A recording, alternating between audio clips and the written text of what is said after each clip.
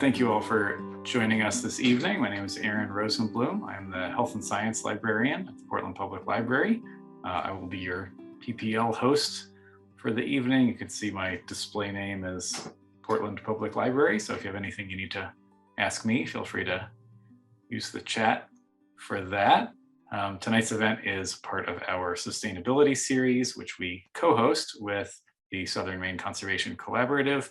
And I think if the program runs fall to spring, that this is the beginning of our 6th year of the collaboration. Jess from SMCC is nodding. This is the first program in our 6th year of the collaboration then. We hope you'll join us again next month for our next program, which is on October 27th, and it features author and climate advocate Susan Inches, speaking about local, state, and national advocacy and about her new book, Advocating for the Environment. Before we go any further, I would like to offer a land acknowledgement. Acknowledgement is a simple way of showing respect and a step toward correcting the stories and practices that erase Indigenous peoples' history and culture, and toward inviting and honoring the truth.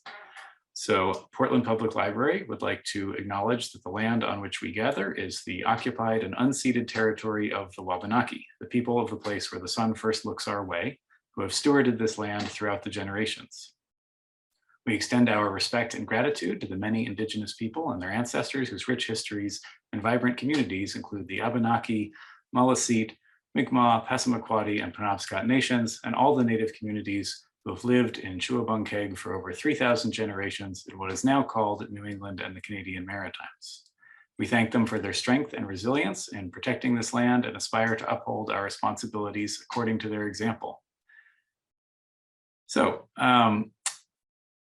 normally after that, I would tell you that we follow our presentation with a Q&A, and that you could put your questions in the chat at any time to be collected for that. Tonight, our speaker would like to engage a little more fully in conversation, though the technology prevents us from doing that out loud. We would love for, in addition to questions, to pose some questions to you during or after the presentation and have you contribute and participate in that way. So stick with us for that and be prepared to be able to offer your own perspectives without having to phrase it in the form of a question, as you usually have to do at the end of a program. So now I would like to hand it over to Jess Burton, the Executive Director of the Southern Maine Conservation Collaborative, to introduce tonight's speaker. Thanks, Aaron. And that was you were about to pass it to me when a very loud motorcycle was driving by a commercial street, and I was gonna have to speak loudly, but they've passed. So thanks for the introduction. And I am very excited that we're here for the first episode, if you will, of our series, the 6th year of our series. And we, SMCC, the Southern Maine Conservation Collaborative, partnered with the Portland Public Library because we both wanted to sort of broaden a conversation. And much of the work that I do is around broadening the this is a tough one, broadening the conversation around conservation. And how can we make conservation more relevant and more effective and have more impact? And all of our episodes have really dug into individuals, organizations, initiatives and ideas, which really seek to broaden our mind, broaden our thinking, and really move us toward a more active and impactful future. And I am so excited for tonight's speaker. Kosi Ifeji is here with us. I am so grateful to Kosi for her time and her expertise and her work. Kosi is a high school student. She's a senior at Bangor High, and she, among many, many other things, spends her time being active in many ways in the intersectional climate justice movement in Maine. And I'm just inspired and excited for Kosi's talk. So please join me in welcoming Kosi. Take it away. Hi, everyone. Just really quickly, I'm going to share my screen. There we go. All set up. Great. So hi, everyone. Good evening. As Jess said, my name is Kosi. I'm from Bangor, Maine, occupied Penobscot territory. And I'm here just to talk a little bit about the need for comprehensive climate education in the state of Maine, but also in the United States as a whole. And so I think it's really important to just give a general overview about this topic. And as we all know, the climate is changing, especially now more than ever. And the IPCC, or the Intergovernmental Panel on Climate Change, states that if there is not large scale change soon, then limiting warming rates would be close to unattainable.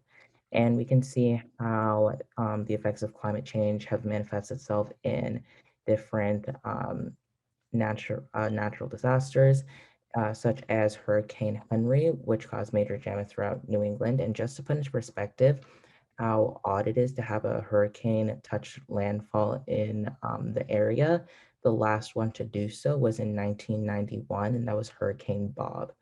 And another way that climate change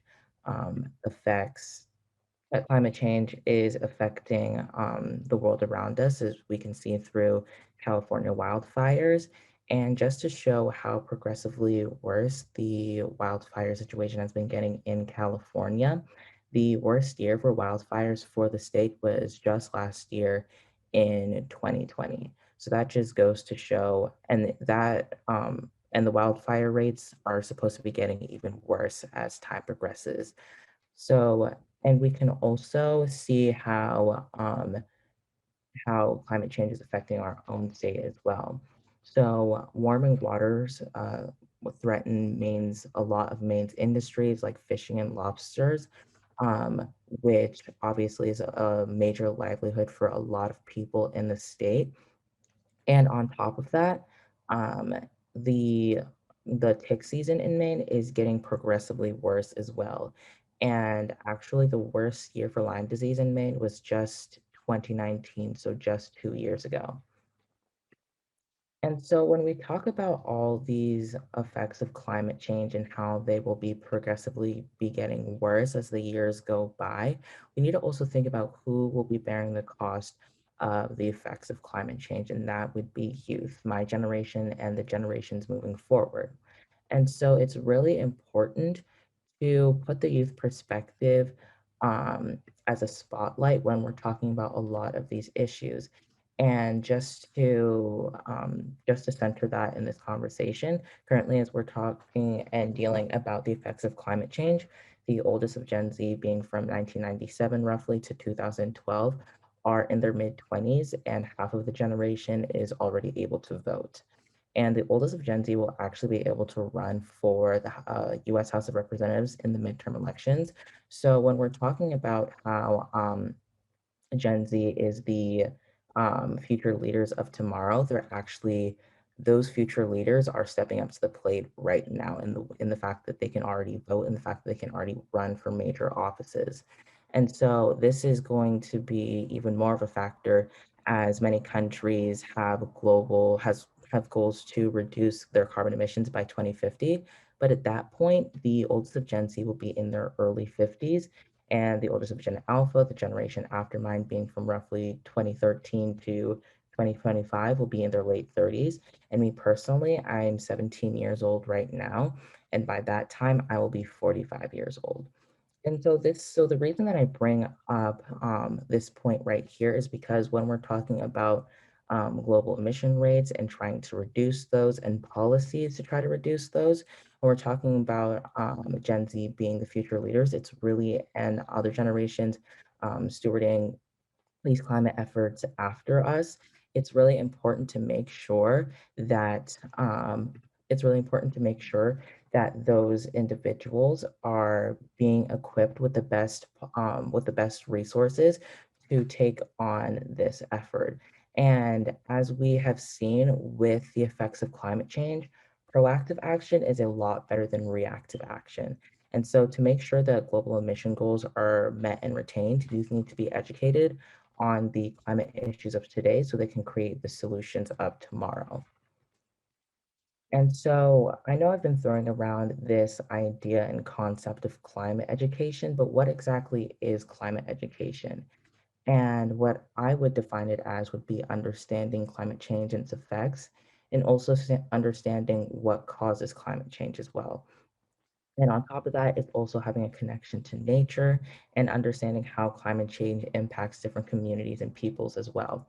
And so all these different aspects of climate education culminate in one idea and that can be measured within climate literacy. So making sure that the youth of today or just all people in general are climate literate is extremely important as we go forward and tackle these issues.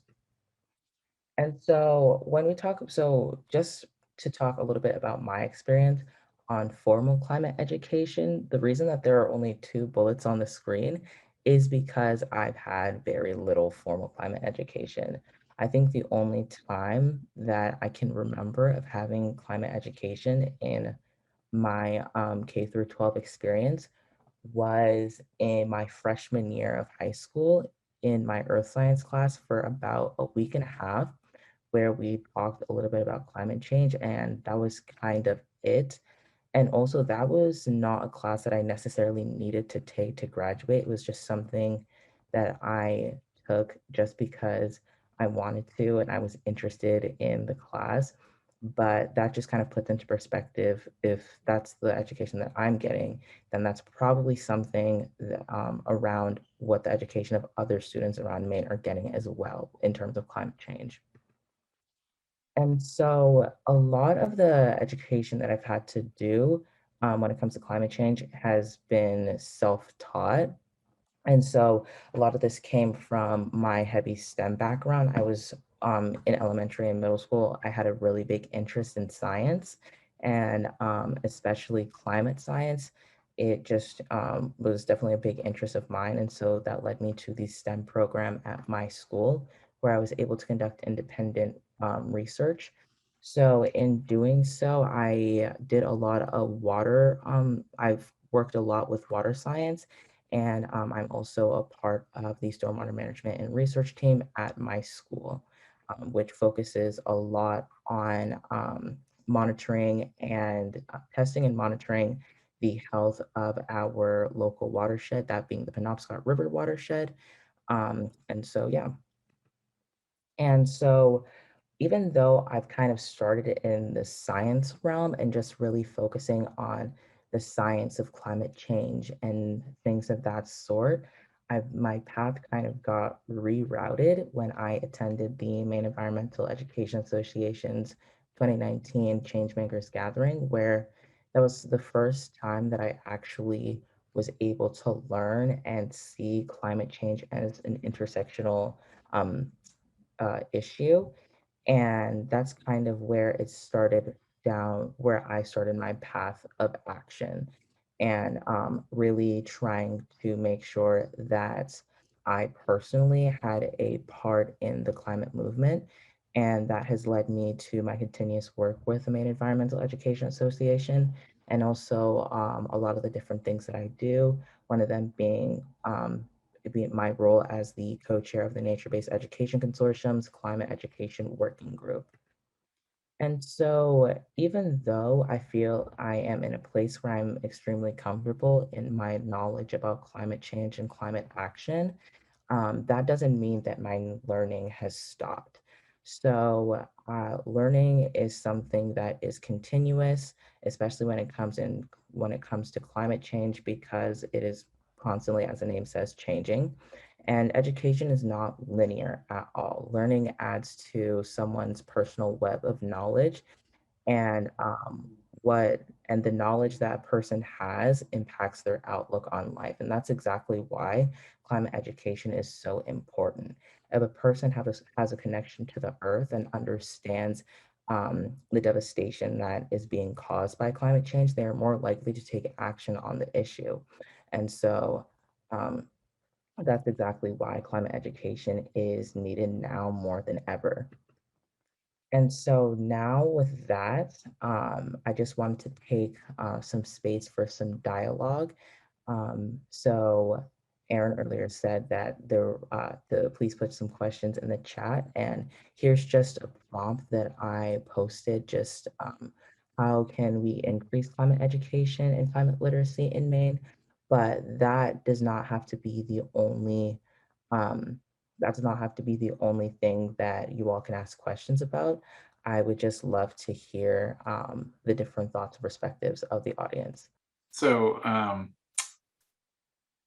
I have a reflection and sort of a question, because when I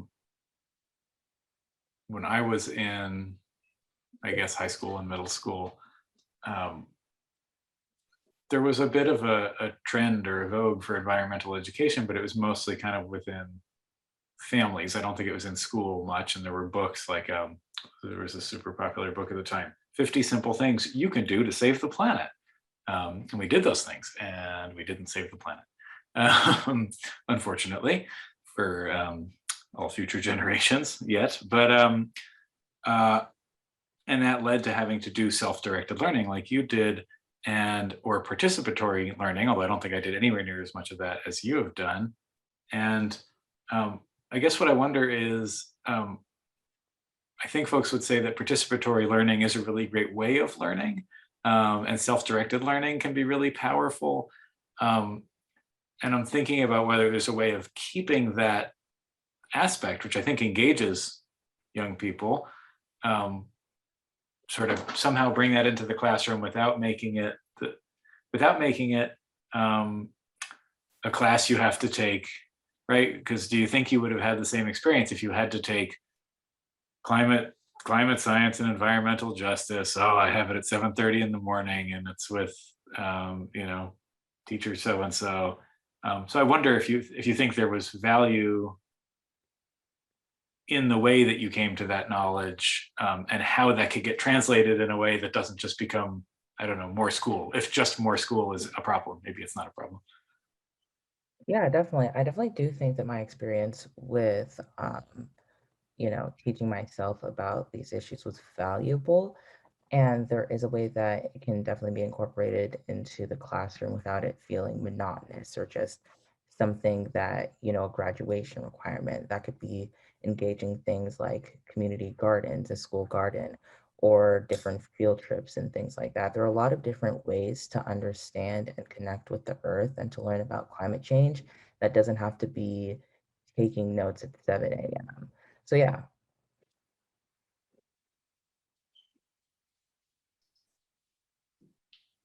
Yeah, that's an interesting question. I mean, I think that question sort of exists out there in the field of education, obligatory, versus choice. Like what, say the conversation around volunteering, you have to volunteer a certain number of hours. Does that make people end up becoming volunteers in the future, or does it have the opposite effect? So it is definitely it's a really interesting question. But I was thinking that I think there are things that can be taught in school that are around kind of, well, to some extent, the intersectionality of climate and the fact that there are so many systems into which climate is having an impact and have caused where we are now. So that would be an interesting, I mean, I guess you stack it, if you could do it every single year of a child's education in schools, you could stack the topics. So you're actually building the readiness and like certainly the connection with our local place, but then building out to like the systems and how they work. And so by the time you're a senior in high school, you're learning about like the deep web of capitalism and fossil fuels and corporation and like just sort of how that all impacts it. So, and democracy, I guess, to an extent. part of my question, actually, just jumping off from that democracy idea, is around sort of controversy, the controversy of climate education. And I wonder if, in your experience, Kosi, or Aaron too, like, how do we,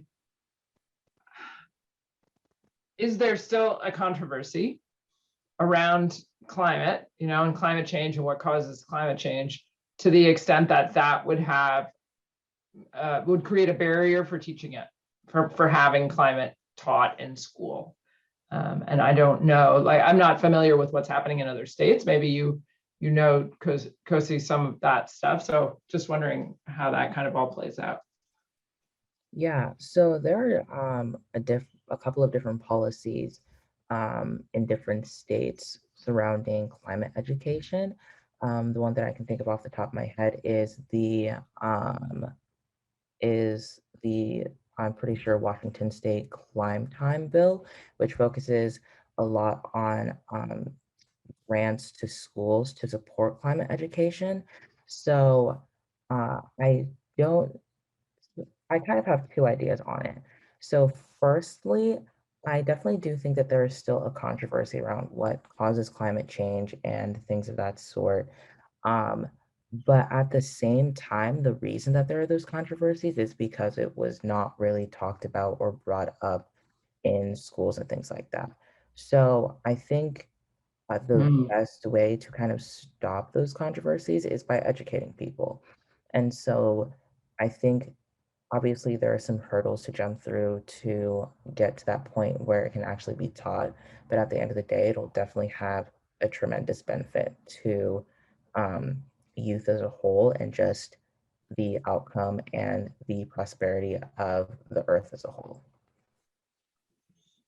So we have a question in the Q&A, and it is, Kosi, can you comment on the role you have on the MCT intergenerational group focused on climate change, and why work among the generations can foster more effective education about climate change? And I would also just ask that you unpack that acronym and explain what the group is and your role on it.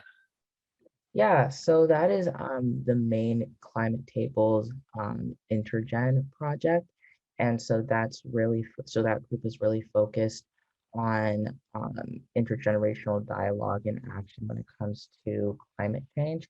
And I really do think that intergenerational work is really important, especially when it comes to the environmental and climate justice sector, because of the fact that there is a lot to learn from the older generation, and there's a lot to learn from the older generation from the younger generation as well. The older generation has a lot of resources, especially money. They have a lot of access to funds, something that me as a 17-year-old does not really have. So I definitely do think that, and also just the knowledge bank and the knowledge webs, as I was talking about earlier, is a lot larger with the older generation. But the breadth of their knowledge is also really well coupled with the depth of the knowledge of the younger generation as well. And so I definitely do think that moving forward and currently, that intergenerational work should definitely have and will have a really large part in the climate movement. Great. And I also, in my experience, not necessarily around the topic of climate, but other issues where there's kind of an intergenerational layering of people who are active in advocacy or protest or things like that. I feel like there are folks who were very engaged, maybe in their youth, who have stayed engaged intellectually with the topic or followed the news on the topic, but have stopped being, say, in the streets, if that's where protest on that topic is happening or advocacy on that topic is happening. And I think it's so important to have the generations kind of exchange information and tactics, whether that's more direct advocacy or political advocacy. And because I think it welcomes people back, right? So older generations who might have been more politically or socially active in their teens, in their 20s, for them to see that energy in a younger generation might welcome them back out, to wherever, wherever the action is happening. Again, that could be the State House, or that could be, in the street in front of the city hall, or or wherever it is that things are happening. So I agree that that intergenerational link is important and can be powerful. Yeah. I have a thought about science education in general that I would love to get your perspective on. You mentioned earth science, and I think you said freshman year. Yeah. And me too. At the time I lived in New York, and the sequence in New York in the 90s in public schools was earth science, chemistry, biology, earth science, biology, chemistry, physics. And I think even at the time, I could see the direction they were going, which is smaller, right? So they're going from a systems in earth science down to just kind of life systems and biology, to what the chemical systems, down to the basis of all reality, physics. And that almost seems backwards to me, at least as concerns getting folks concerned about systems level problems like climate change, right? And physics seems like a hard advanced thing, but I've always wondered if we're maybe making a mistake there and should start with physics, which might not seem as hard if it wasn't thought of as like senior science, biology, chemistry. And then if you arrived at earth science at 17, right? And had this whole background to understand a systems level issue, not that you couldn't when you were younger. Yeah, I wonder if that resonates with you at all, that maybe the way we're taught science kind of makes it harder to see that systems level thing, because the way public science education tends to go is like narrowing instead of getting broader. Does that sound right at all? I don't know. Yeah, so the way that the STEM program at my school works is that STEM freshmen take physics their freshman year. So that's what I did, but I didn't have to take earth science to fulfill my graduation requirements. So I just took it anyway. So I'm like, why not? So to be honest, yeah, I think definitely going to, narrow and then broadening it out is a really nice way to understand it. But I also do think that that could be started and being cultivated at younger grades before you even get into high school, and things like that. So I guess because I think that having earth science as a freshman is not necessarily bad for, versus taking it your senior year. If there was some base level knowledge about climate science in earlier years, like middle school or elementary school and things like that. Great, and I'm glad to hear that there are, maybe it was never the sequence in Maine, but I'm glad to hear there's an evolution to where physics is coming in earlier, and that you could build on that. But I also absolutely agree that climate education doesn't have to wait until senior year of high school. There's lots that I think folks can understand before then. And I think that we have another question that Jess is going to read. Yeah, this is from Anne.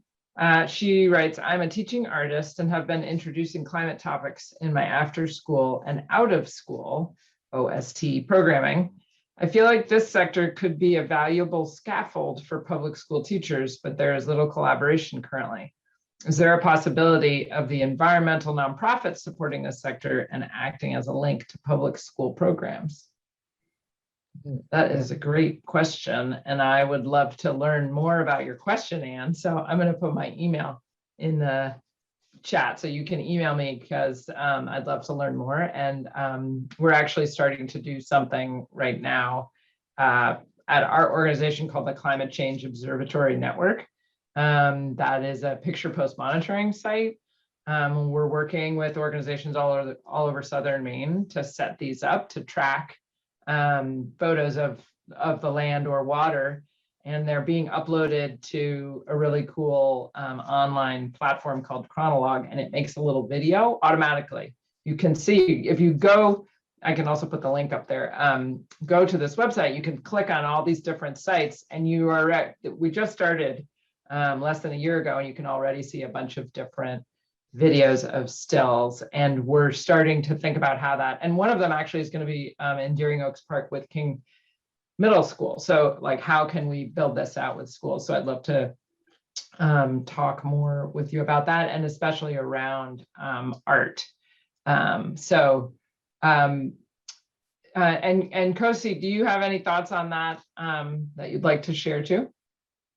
Yeah, I definitely think, especially when in terms of art, there are, all kids have their favorite subject, and some of it may not lie in science where they can learn about climate science, or history where they can learn about the history of climate change. So I definitely do think having art as a medium to talk about these issues is just so incredible. And I'm personally not an artistic person, but if I took an art class where it was focused a lot on nature and climate change, I would just definitely be a lot more engaged. And, you know, if I was an art student, someone that really enjoyed art, maybe wanted to pursue it as a career, that would definitely, you know, kind of ignite my passion for climate change.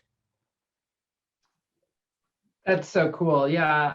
And Kosi, this sort of goes with the question that I was thinking about around, and this is sort of how I think about environmental work and conservation work, that essentially we have to be working ourselves out of a job, because what our goal is that everybody is doing this work already in the work that is happening. So every organization has an environmental program, so we don't have to be the separate sector that is constantly like just talking to itself, and it's more intersectional. There you go. But I wonder about that in terms of education, if it's about climate education that becomes like, the path, or if there's a way to integrate it into all of the classes, basically to just have a climate lens, which I understand is sort of in universities, they have these frameworks now for sustainability and climate that they're putting onto the university systems. And so maybe there's a way to do that. And maybe it's already happening. Yeah, I definitely do think that having a climate lens is, in my opinion, the goal of climate education, not necessarily having it separated out. And so, yeah, I definitely do think that framing it in that way would definitely be the best for K through 12 education. But also, I had a question for you both. You said essentially working yourselves out of a job, but I would love to hear how you both kind of got into the sector of work that you're in right now. Sure, and I'd love to just extend that to our attendees if they wanted to kind of summarize in the chat where they're coming from in terms of climate knowledge or climate education, and whether it was something official or not. But that's kind of a task for folks if they want to participate. And Jess, why don't you go ahead and respond to Kosi before I do? So basically, like how are we attending to climate in our work? Is that, sorry, just making sure I'm getting the question right.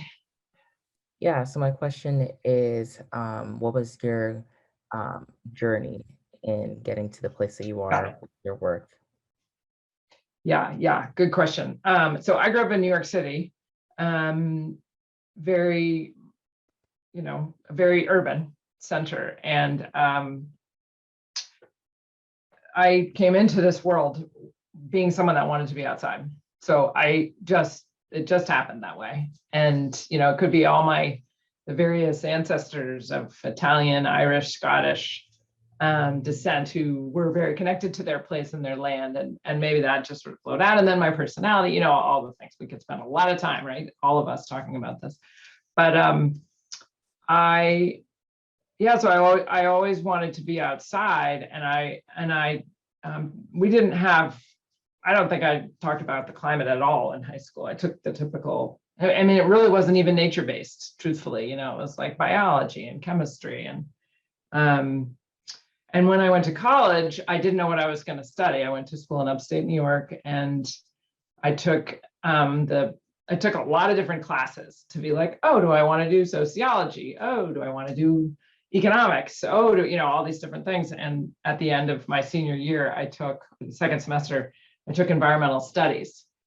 And after the first class, I walked out and was like, boom, this is what I want to do.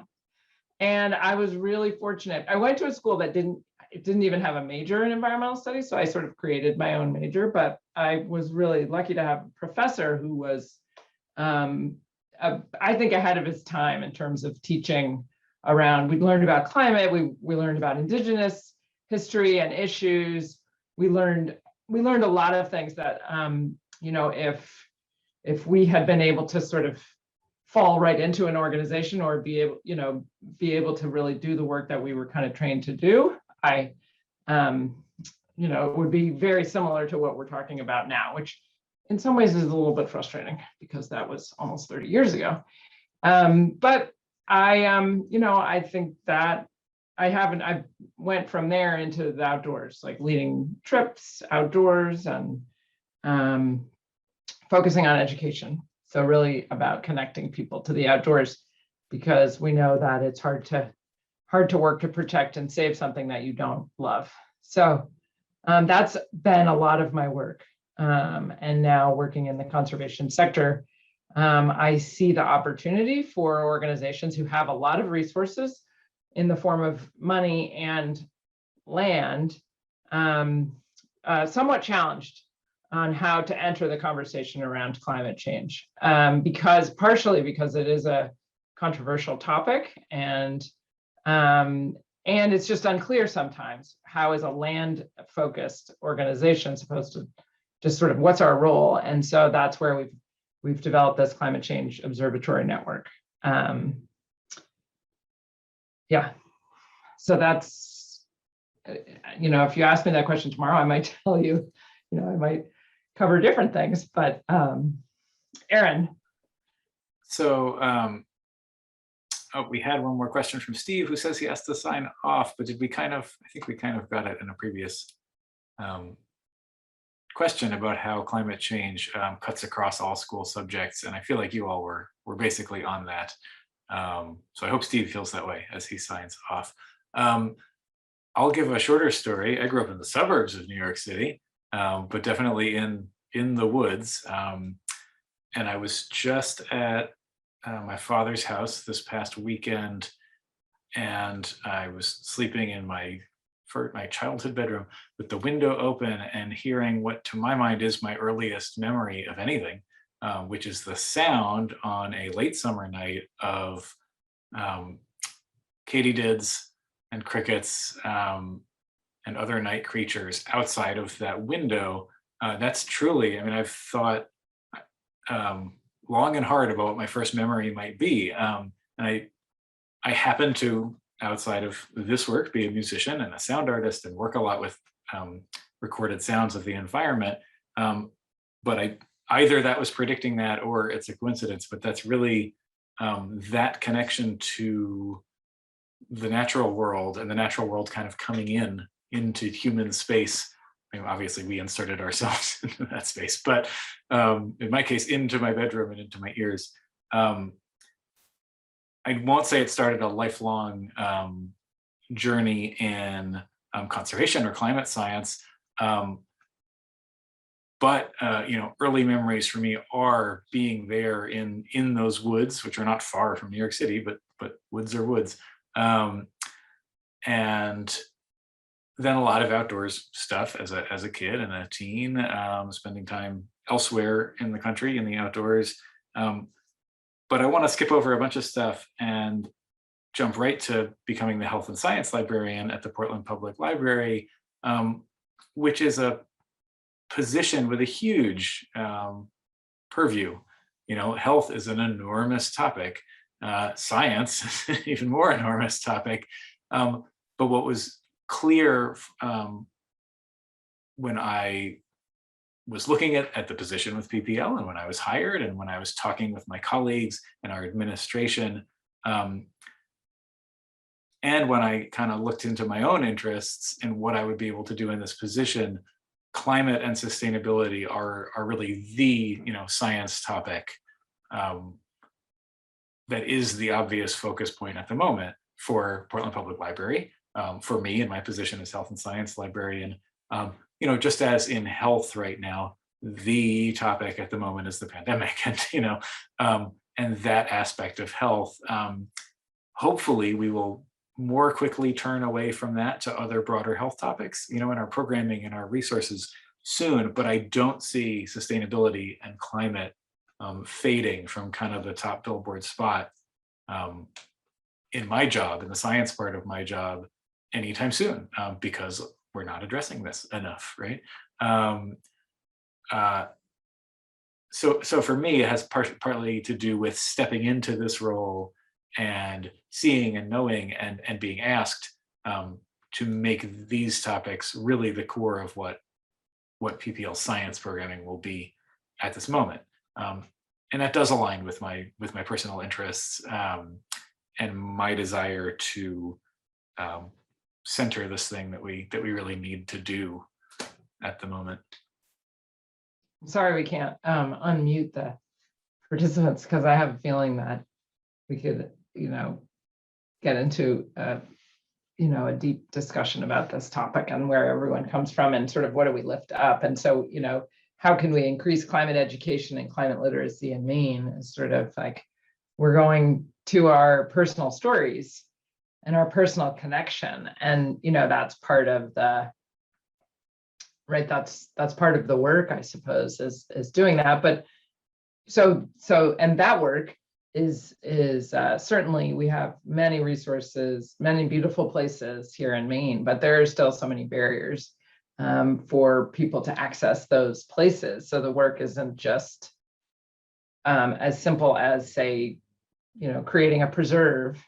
It's also providing transportation. It's also making sure people have equipment. It's also just making those connections with schools if we're working with schools. And I think certainly the conversation that I have been, that I've listened to and that I've been a part of sometimes with, say, the Maine Environmental Education Association Changemakers, which is led by youth,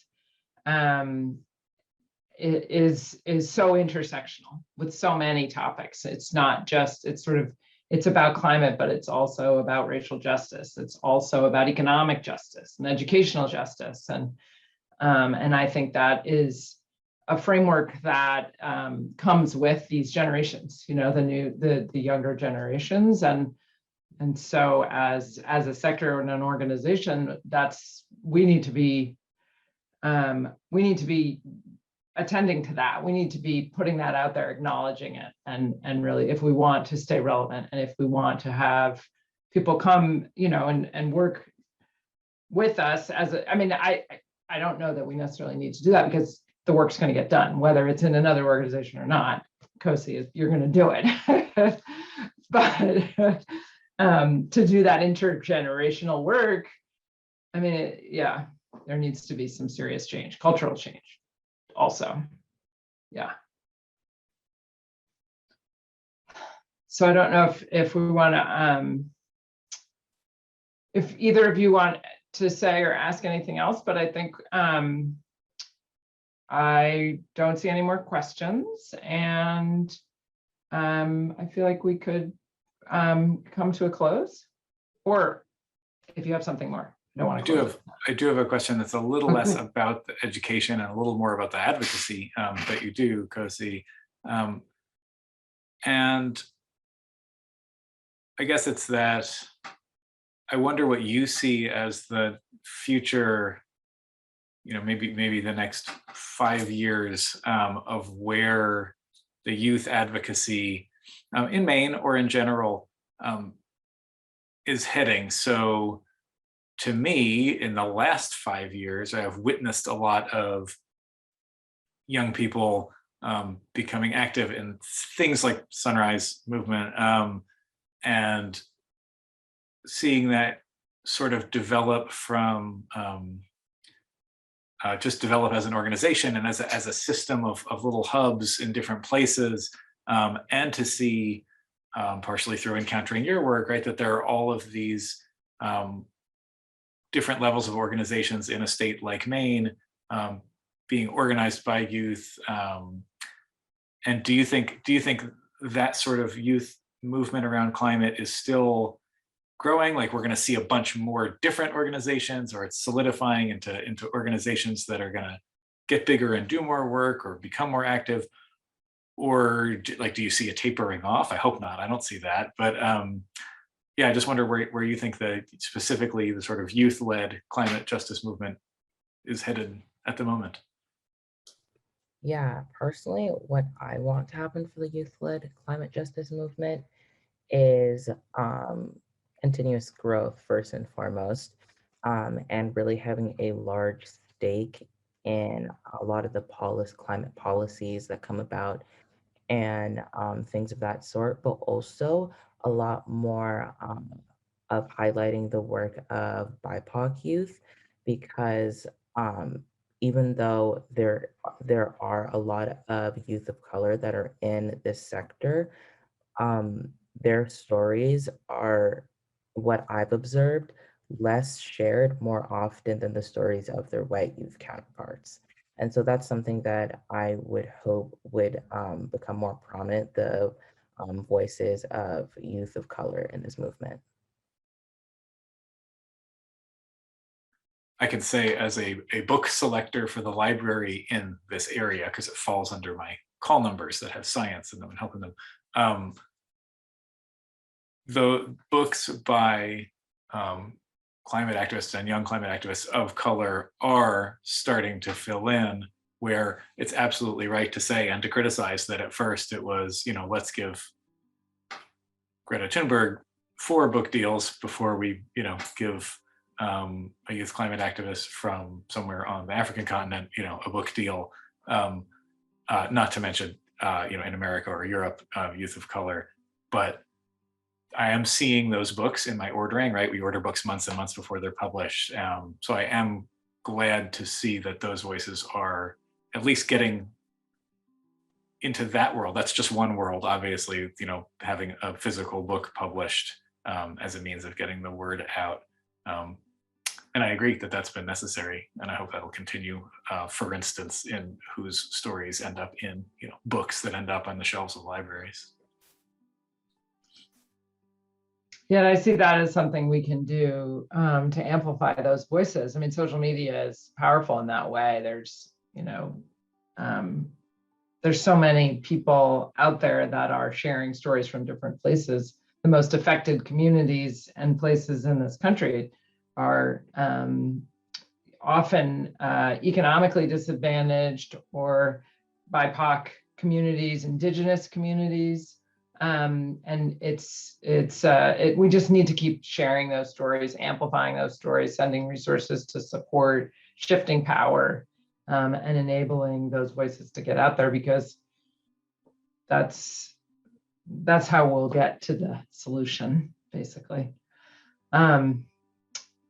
Well, I'm really, really glad that you were here, Kosi. Thank you so much. I know that we will see more from you in the years to come.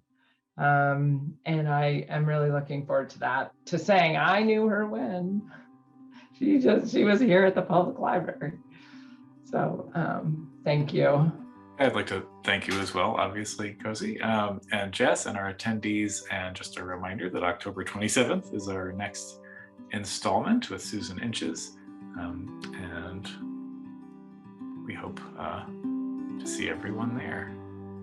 Thank you, everyone.